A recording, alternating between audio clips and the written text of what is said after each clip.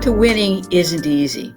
Let's talk about how to attack the common mistakes made at the own occupation stage of an ERISA disability claim. Now, at the own occupation stage, the in-house vocational evaluator is going to misinterpret your work history based on jobs to arrive at the wrong occupation, misclassify that occupation, misapprehend the duties, use the peer review report about the restrictions and limitations to determine whether you can perform any occupation, and then fail to consider non-exertional and exertional impairments in determining whether or not there are transferable skills. So you can see that these are common mistakes that can be made.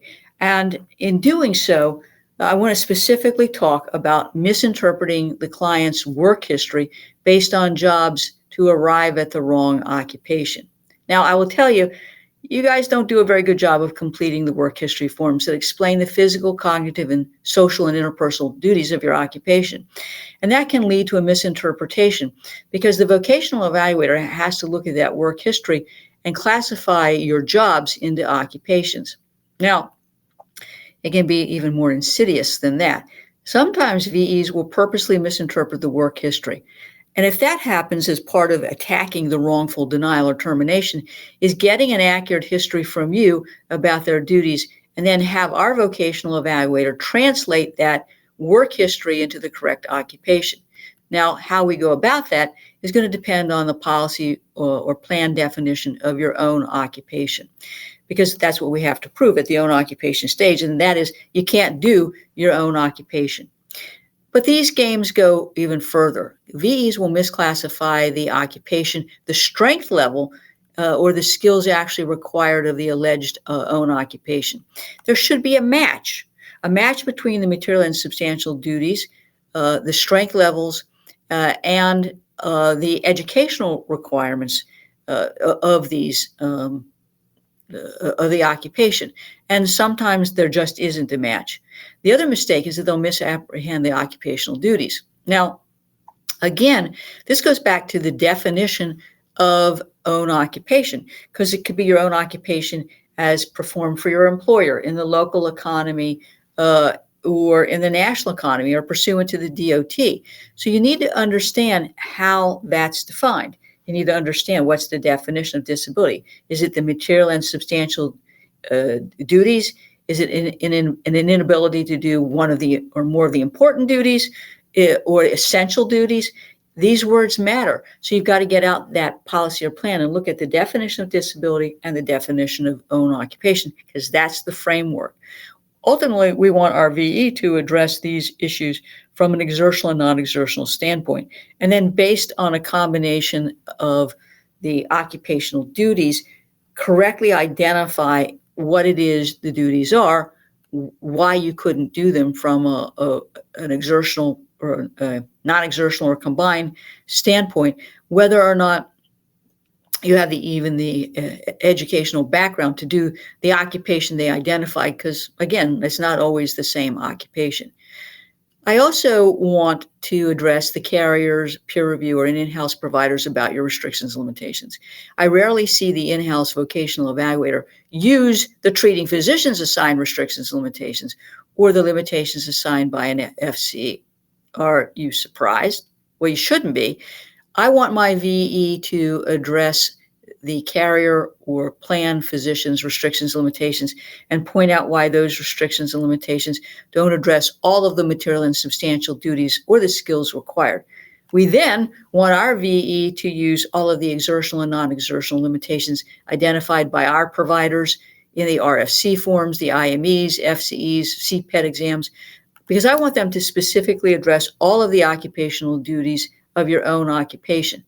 As part of the rebuttal, we may want to get an FCE to simulate your own occupational duties during the course of the testing and have the FCE provider comment. Again, that's particularly true if we've got a definition involving how your employer had you perform it, how it's performed in the local economy or in the national economy or the DOT. Because we want to have the testing specifically addressed the specific standard that you have to meet. Again, to me, this is fodder for the VE. And as appropriate, we might want to do a day in the life video and get a statement of you, your family, or your friends or coworkers about the functional, physical, and non-exertional impairments that you have, because we want to obviously attack the peer-reviewed doctors' opinions, their IME opinions, or their FCE opinions, and then use that to wipe away the foundation of the vocational evaluator's opinion. Now, as I've said, they fail to consider non-exertional impairments.